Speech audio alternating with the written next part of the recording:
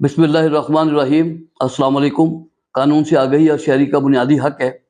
आज का जो सवाल है वो खातून ने ये पूछा है कि वो मियाँ बीवी के इख्तिलाफात की सूरत में कोई ख़र्चा मिल सकता है अदालत के ज़रिए से, तो कितना मिलेगा और वो कैसे होगा ये वो। तो बहरहाल ये एक सवाल है, तो अब मैं इसका जवाब आपको पहले दूँ। देखिए जी, हर जो भी ख़र्चा बच्चों का अदालतें तय करती हैं उसके पीछे एक तरीक़ाकार है, एक ज़ाब्ता है। देखिए, एक बंदे की 10 लाख रुपए तनख्वाह है, तो उससे अगर ख़र्चा लेके दिया जाएगा तो वो खर्चा कुछ और होगा।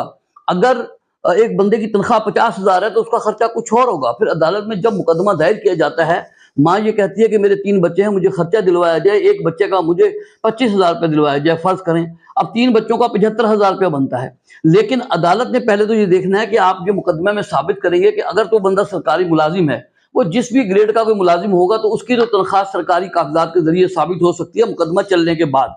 तो अदालत एक खास उसका खर्चा उसके मुताबिक तय करेगी। और फिर अदालत ने यह भी देखना है कि जिसके जिम्मे वो खर्चा डाल रही है कि मियाँ बीवी में तो लड़की हो चुकी है, कहीं वो बंदा शादी तो नहीं कर चुका, उसकी और बच्चे तो नहीं है अब उस शादी से, उसके वालिदैन तो उसके ज़ेरे कफालत नहीं है, उसका कोई भाई बहन अनमेरिड कहीं उसके जिम्मे तो नहीं है। ये देखना ये है कि वो जो बंदा है जिससे खर्चा खातून क्लेम कर रही है उसके जिम्मे क्या क्या जिम्मेदारियां हैं, ताकि वो जो उसी आमदन में से उस सबको दिया जाना है। तो अदालत ने वो सारे का सारे हालात को मुकदमे के दरमियान चलने के बाद, शहादतों गवाहियों के बाद तय करना होता है कि किसी को कितना खर्चा मतलब दिलवाया जाए।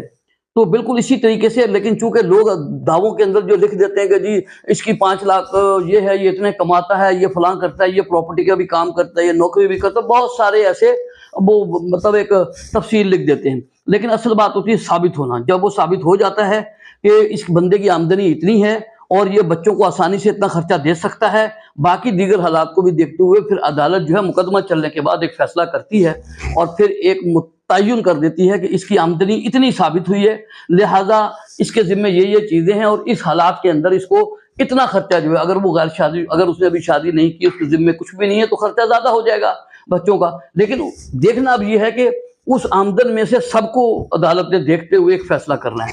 दूसरी बात ये हो गई कि जो बच्चों का खर्चा होता है, बच्चा जो अगर बेटा है उसको तो कानून 18 साल तक का मतलब वो देता है कि 18 साल तक बाप उसको खर्चा देगा, और बेटी को शादी की उम्र तक के जब तक उसकी शादी नहीं होती बाप जिम्मेदार है कि उसको खर्चा देगा। तो लिहाजा यही एक तरीका है। वो थोड़ी सी तफसील थी, मैंने आपको बयान कर दी है, तो ये शायद आपके किसी टाइम आपके काम आ सके। अस्सलाम वालेकुम।